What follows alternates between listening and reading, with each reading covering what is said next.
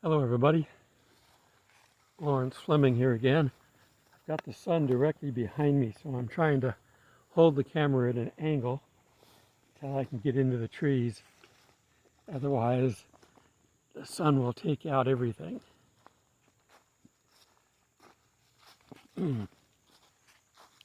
I am moved today. I had to take down my camp this morning in the rain.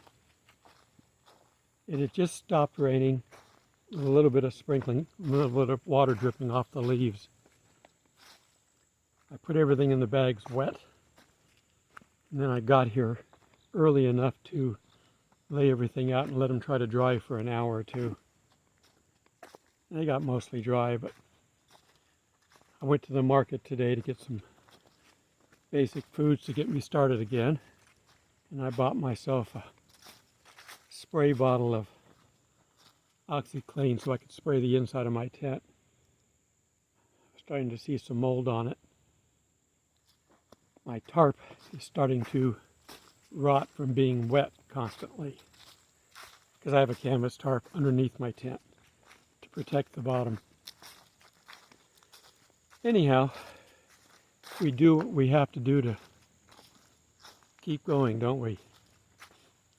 I watched a launch today, New Horizon. I think it was 23. And it got up about 30,000 feet, and there was some kind of a engine failure. And then the capsule sitting on top of it turned on its retro rockets and took off and flew about another 8,000 feet above it to be safe. And then it allowed itself to descend back, deploying its parachutes and doing its normal landing. So that would be a successful abort. They said there was a payload on it, but I don't know what it was. I don't keep up on all this stuff. But what it showed is that no matter what you're doing, you need to have an escape plan.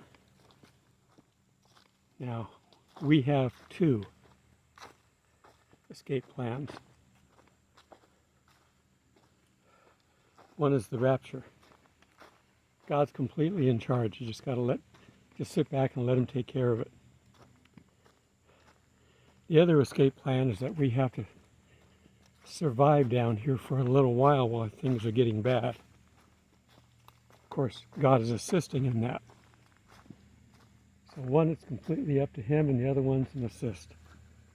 Either way, God's involved. The camp's kind of empty right now. There's one other camper in it.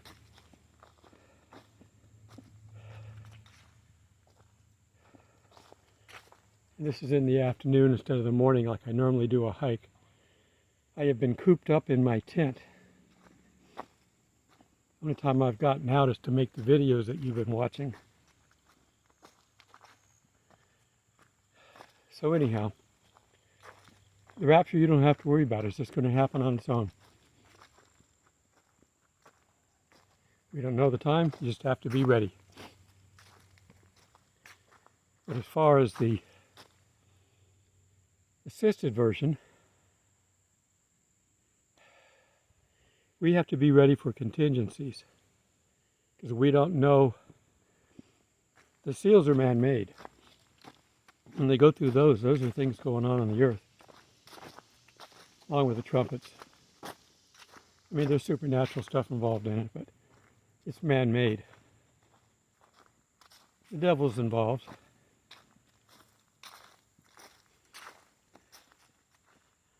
But that's why I've told you, you need to prep.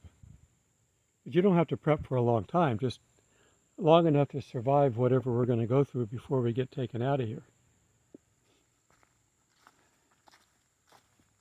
And then if you have enough prep food left over, that's for friends and relatives that don't go with us on the first trip. But Jesus is capable of handling and protecting us during anything.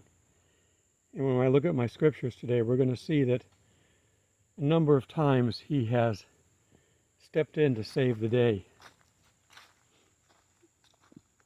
I posted a little picture, a little GIF. Something's going to happen. Everybody's saying it. That German spokesman said that we're going to remember the 24th. We're going to remember where we were at such a major event. Okay. So what's it going to be? A monetary collapse? War? We don't know, but everybody's talking about it. Now, are they just talking just like everybody else is talking? Does somebody know something we don't?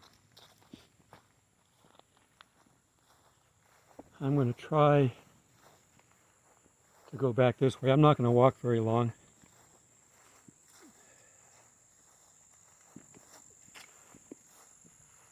I've only got about 6 minutes into this, so I'm not walking too long because I'm going to have to walk up here and into the sun, and that wouldn't be good. In the morning is better because I have the sun staying low in the trees until maybe afternoon.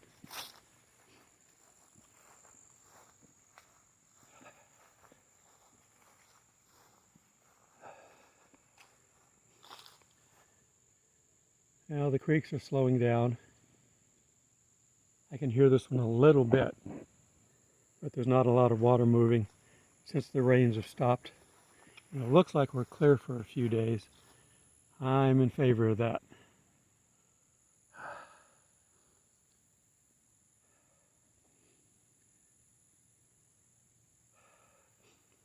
Well, I noticed the prices of my food as I was getting things today have gone up again, so that's an ongoing thing we're going to have to watch. Gas is still coming down. I saw it below, this is in Georgia, I saw it below $3. I filled it up a couple of days ago, 2 or 3 days ago, at about $3.09, so $3 is good. It can keep dropping. It's going to keep dropping until something happens, or the election is over, whichever comes first.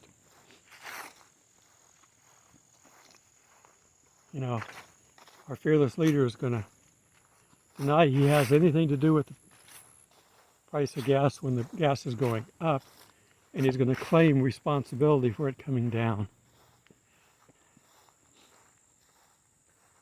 Best of both worlds there.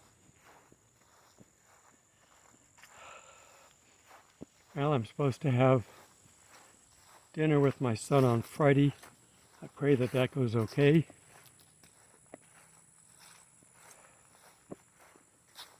Crazy schedules nowadays. It's hard to get any time together.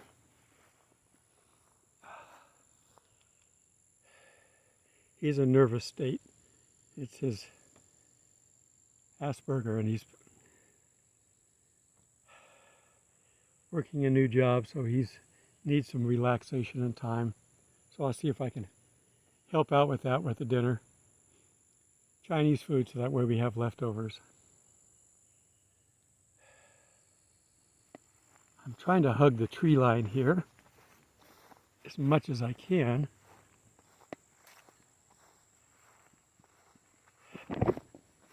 Step in a gopher hole. That sun is bright. Let me get to the shade so I can see, because I can't see right now. The sun's right in my eyes. That's got to be about 5 or 6 o'clock.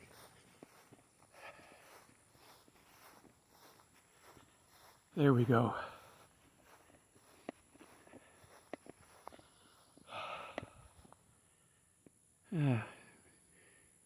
Beautiful park. Now, I haven't been in the park very long today, but I did see one deer.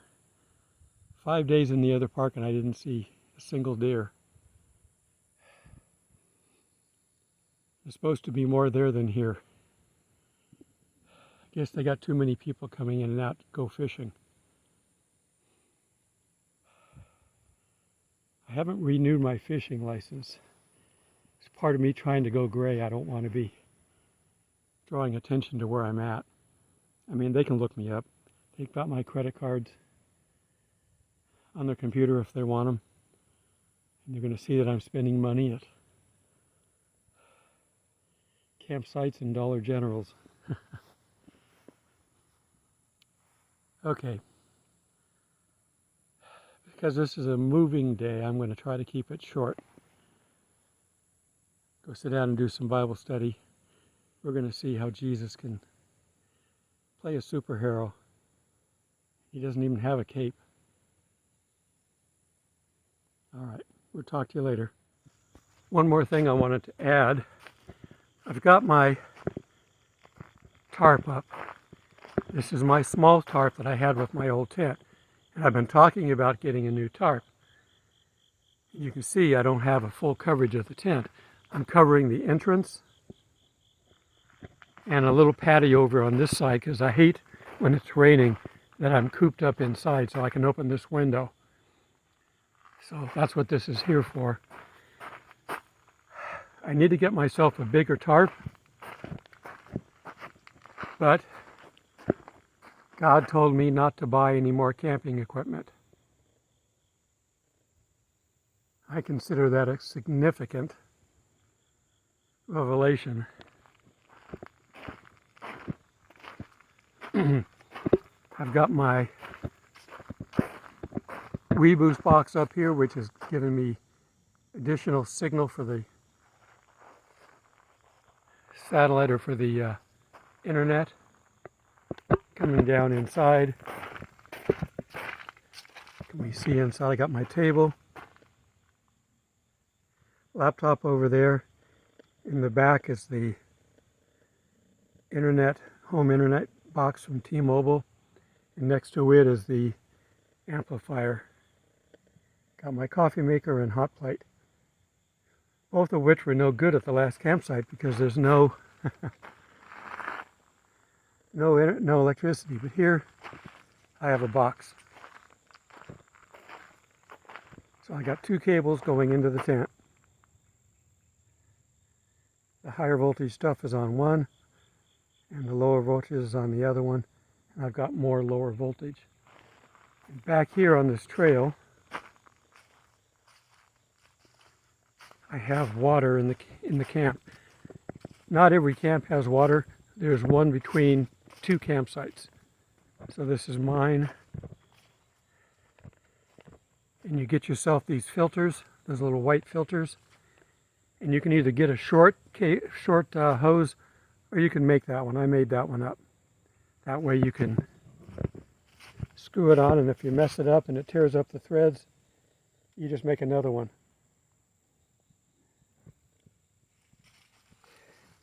You can turn it on. Nice, clean, filtered water.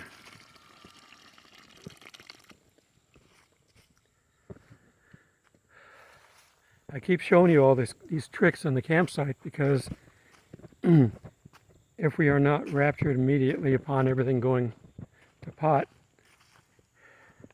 you at least know you can get out and survive.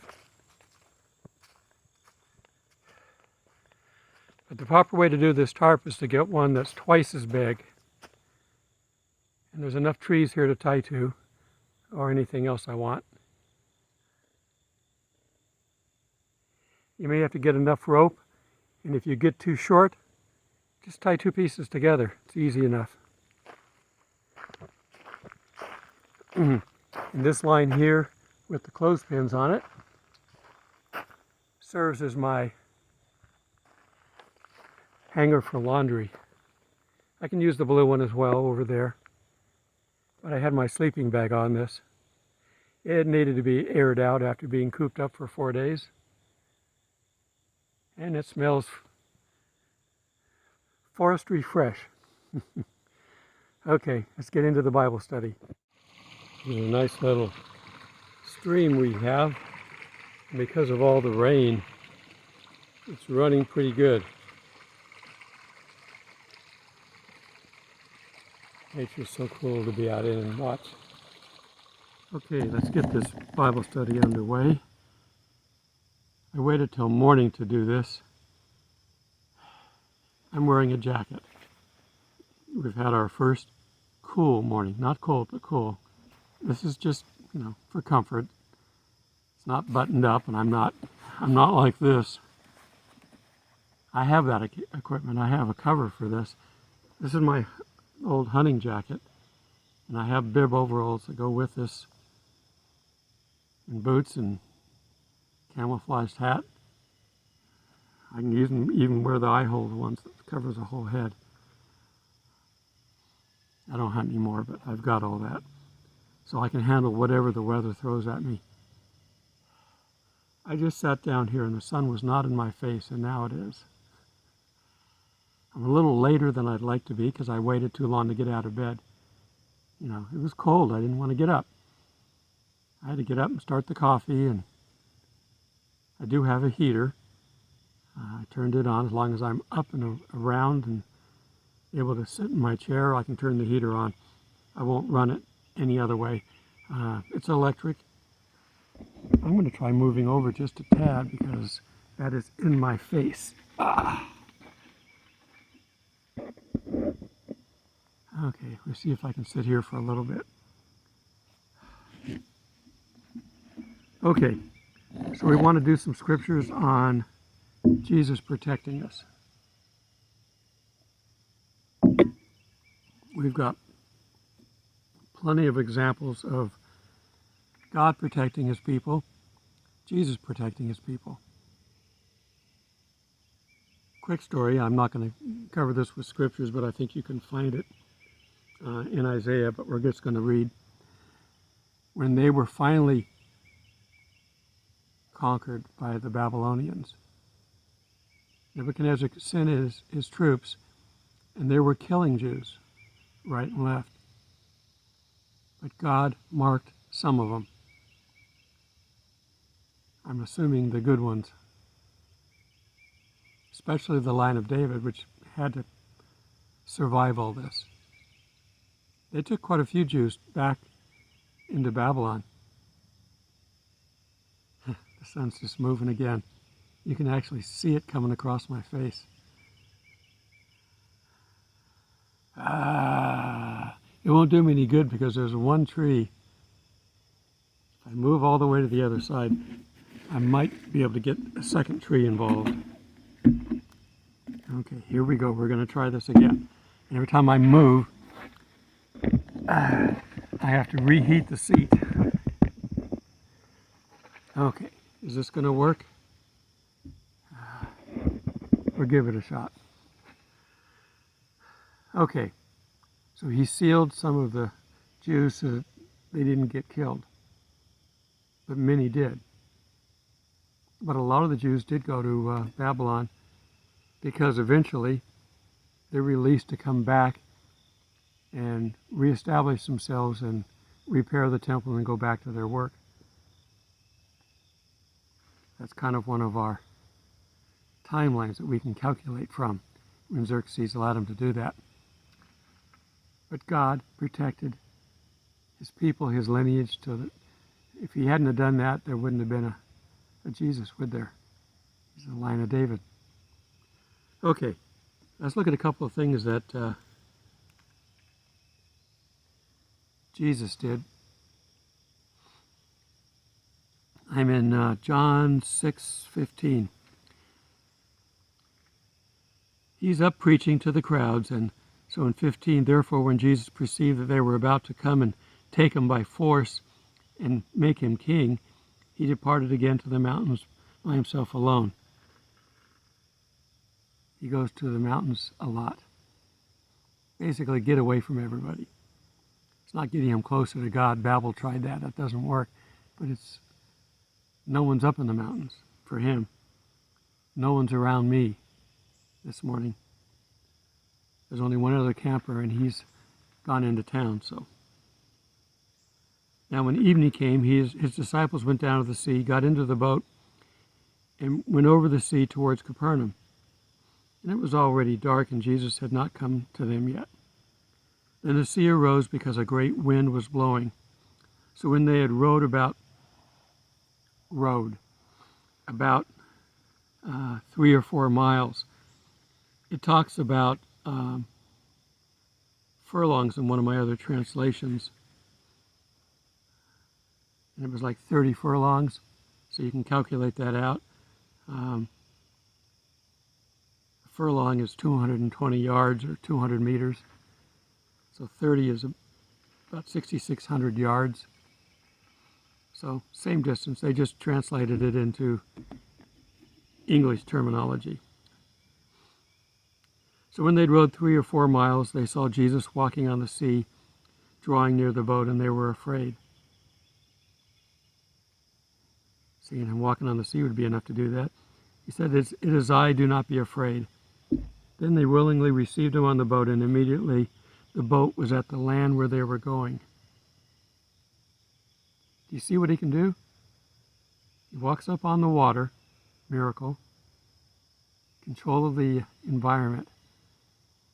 And as soon as he got on board, they were where they were supposed to go. He teleported them the remaining distance. And it was calm. It calmed down. He's in control of the environment. He can do whatever he wants to do. He's God. Okay, now this is still the Jesus that's walking on the earth. He hasn't died yet. He can do this with his earthly body, which we have. So we can do things too.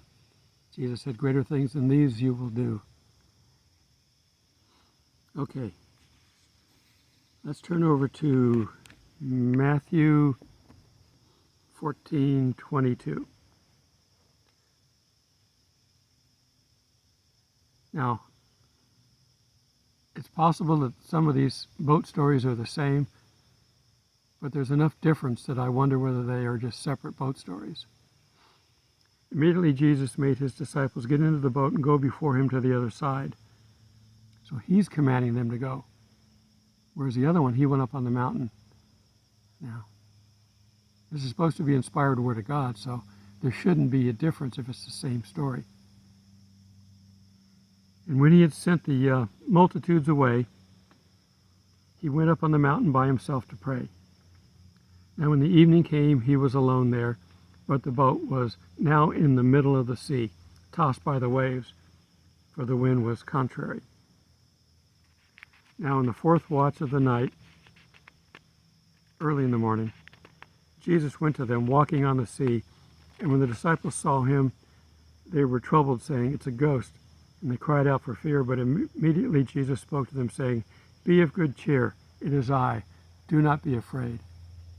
Whatever your situation, Jesus is going to come to you in whatever method that he chooses. Walking on water would be one. He can go through walls. He appeared, well, that's in his new body. I don't know if he can do it in his old body. I don't know if we can do that. But he can basically, he knows what everything is and where everything is, so he can get in. But anyhow, Peter said to him, "Lord, if it's you, command me to come to you on the water." And so he said, "Come." And when Peter would come out of the boat, he walked on the water to go to Jesus. In our human bodies, we can walk on water. Now, how are we doing that? Did a 10,000 fish swim up to the water right there and let them walk on them? I don't know. I have no idea. I have no earthly idea how he did it. If he commanded 10,000 fish to come up and hold them up, that in itself is a miracle, which we can't do. Or if he just simply walked on the water, because, we do have the law of gravity, but I don't think he was a lawyer, so he didn't study law. All right, sorry for that. I like cartoons too. So he walked on the water, but when he saw that the wind was boisterous, he was afraid and began to sink and cried out, "Lord, save me." And of course, Jesus reached out and saved him. Now, again, there's enough difference in those two stories between John and Matthew that they're probably not the same. And now I want to go to Matthew 8:23. I didn't mark it because it's so close.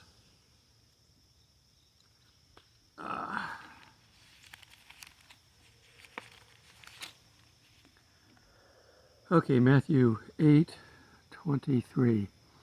Now when he got into the boat, his disciples followed him, and suddenly a great tempest rose up in the sea, so that the boat was covered with waves. But he was asleep. Jesus was asleep. He wasn't worried about it.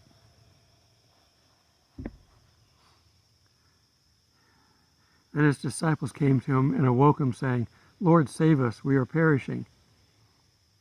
But he said to them, Why are you fearful, O you of little faith? Is a boat going to sink that Jesus is on? Probably not. I mean, he could get up and walk on the water and walk to the shore, but it's not going to happen.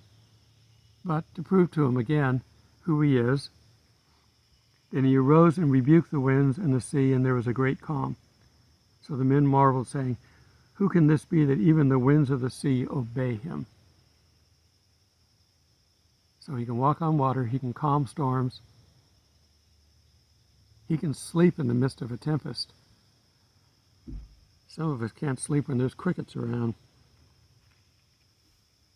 Okay, and just so we kind of know who God is, I'm going to go back to Isaiah 44. Yet hear me now, O Jacob, my servant, and Israel, whom I have chosen. Thus saith the Lord, who made you, and formed you from the womb, who will help you. Fear not, O Jacob, my servant, and you, Jeshurun, whom I have chosen. I will pour water on him who is thirsty, and floods on the dry ground. I will pour my spirit on your descendants, and my blessing on your offspring. They will spring up among the grass, like willows by the watercourses. One will say, I am the Lord's, another will call him by the name of Jacob. Another will write with his hand the Lord's name himself by the name of Israel. And then in 6, Thus saith the Lord, the King of Israel, and his Redeemer, the Lord of hosts, I am the first and I am the last.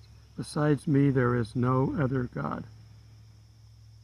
Now he's going to get in eventually to talk about it's just him. Your idols are worthless. That was the biggest problem that they had. That was what brought God to Abraham, or Abram at the time, to tell him to get out of the Chaldees. That was basically Babylon.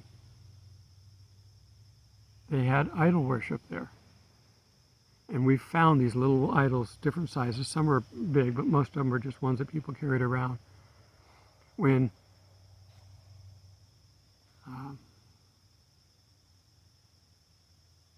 Joseph left Laban and his one wife, he had two wives, Rebecca and, all right, I'm having trouble with my memory this morning. I should write this stuff down. But she brought idols away that his father, Laban, had. That was what he was all interested in. He was interested in material things to these idols that he would worship. He wanted to make more money.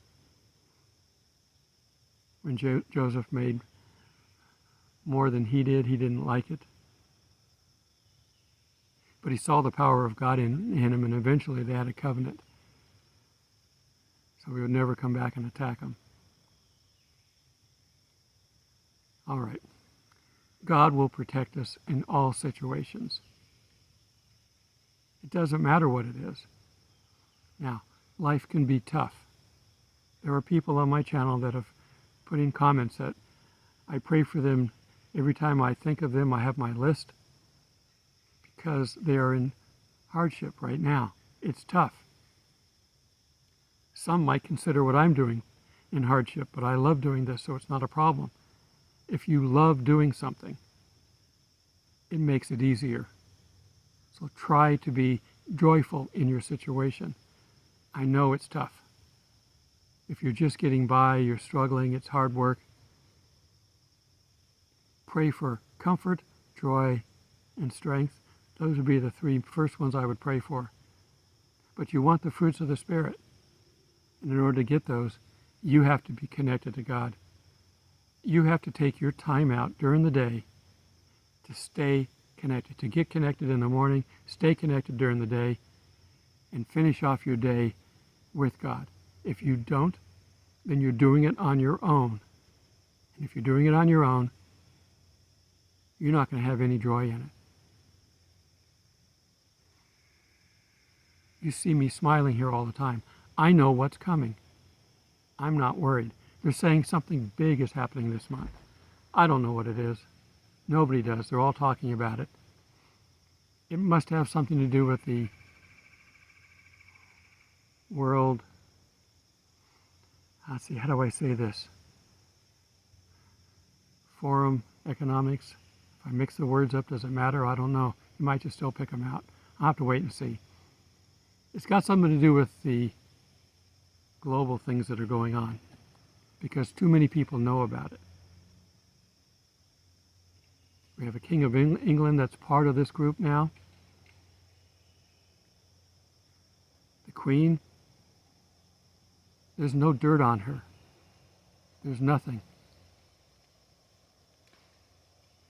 Somebody just bought a letter that came from one of her writings.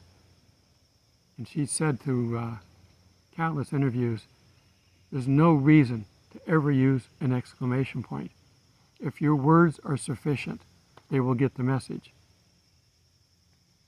This one letter is the only time in her political career that she used an exclamation point. And it had to do with Diana.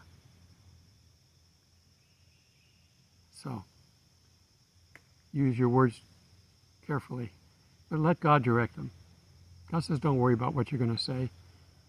He'll provide the words. He provides my words every day.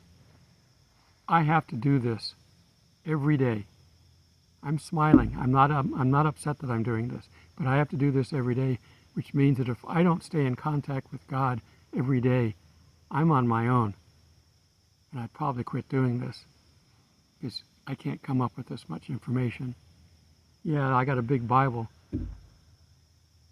but we're in the end times, and I've got to stay somewhat focused on that. Occasionally I'll get into some helpful verses for us, but we're in the end times. We can't stop this train, nor do we want to. We don't want to stop this train that's going and destroying the planet any more than we would want to go back in time and stop the crucifixion of Christ. These are things that have to happen. They're prophesied about, and they're for our good. We have to let them happen. What's going to happen on this earth has to happen. Now, us getting out of here, it's dependent upon Satan and the things that are happening on this earth. They're all predicting. Dr. Barry Aw has a new video he just released today. Go check him out. Yeah, I like people who are thinking outside the box. I have traditional pastors that I listen to, but most of them are not thinking outside the box. They're teaching what's been taught for the last 500 years. And when it comes to this prophecy, some of them are, to be as polite as I can be, wrong. But that's what they were taught. Seminaries are teaching wrong prophecies. I talk about it all the time. Revelation is not linear. So when we think we need all this time for Revelation to unfold, we don't need that much time.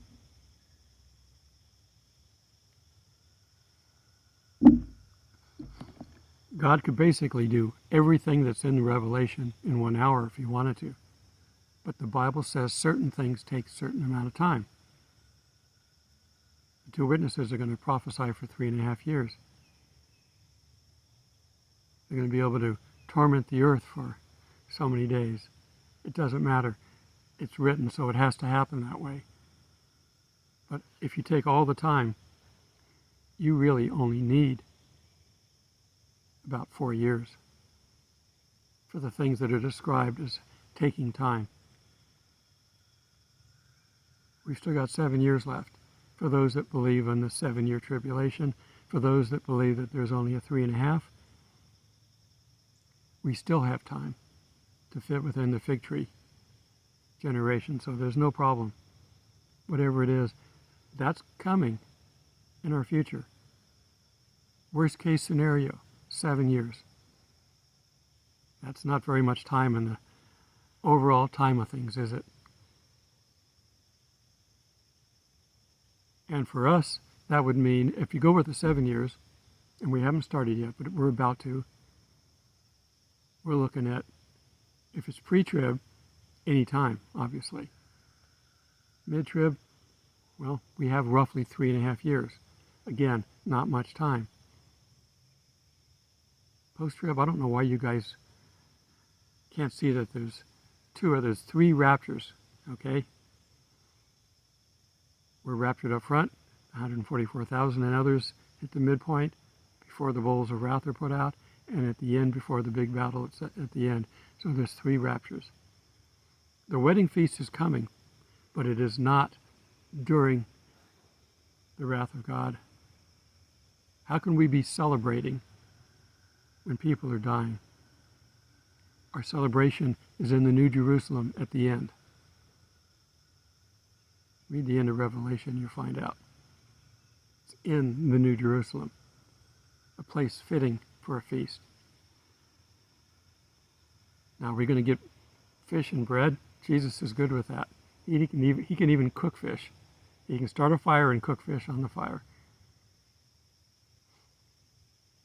All right.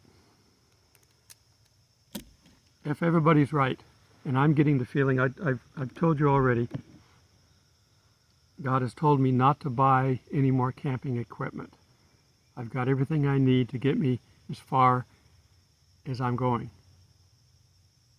Now, whether I'm dying and don't know it, I'll still be with Jesus.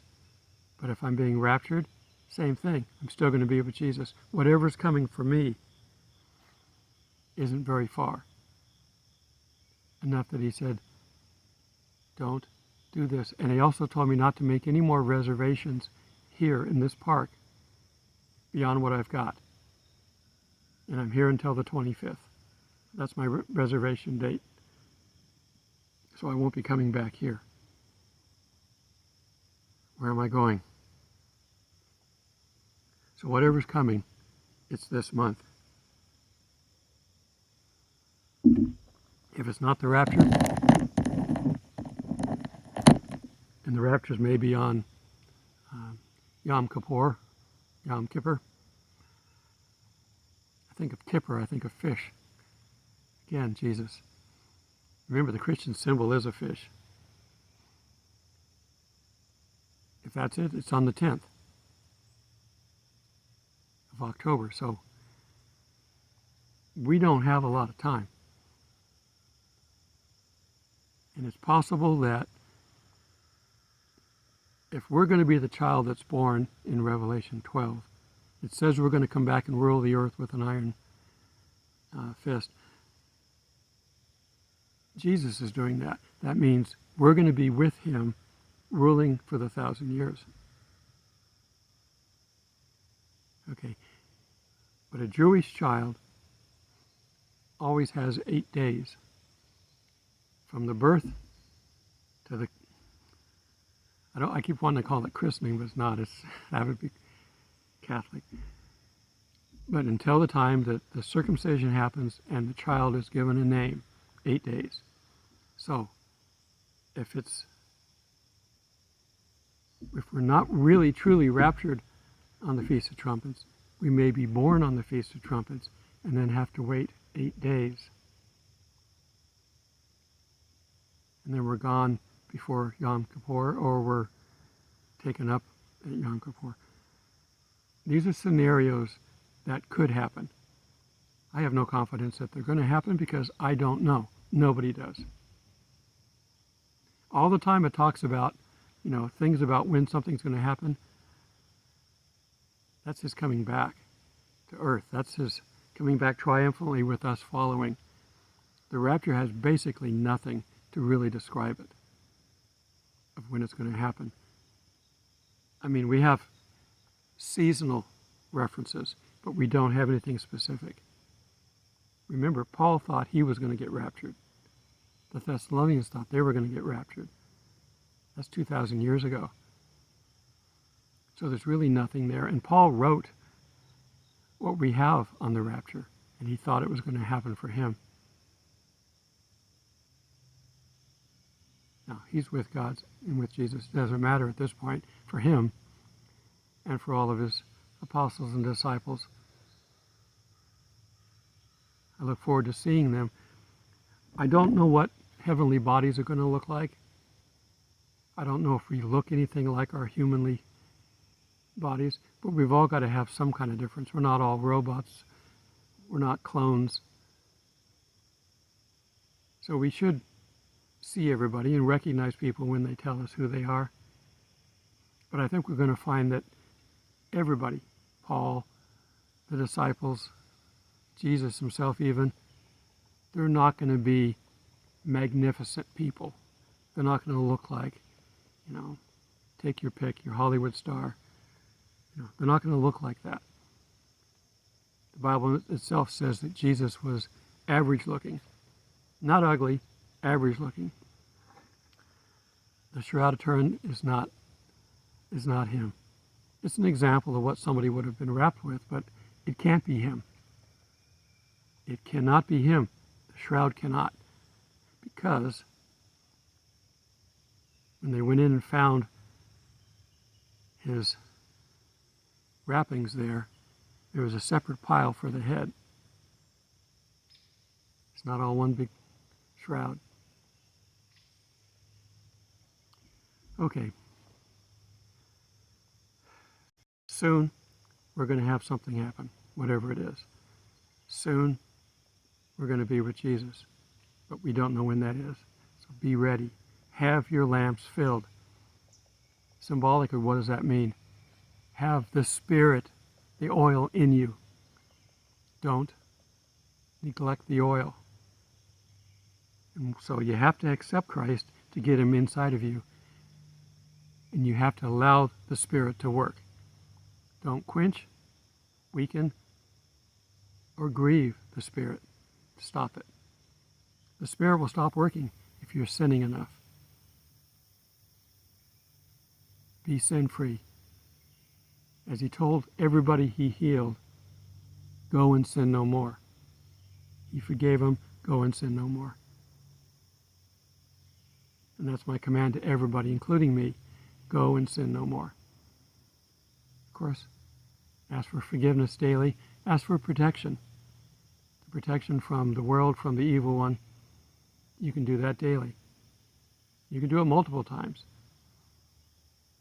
God doesn't get tired of listening to us. Talk to him. And that's all you do.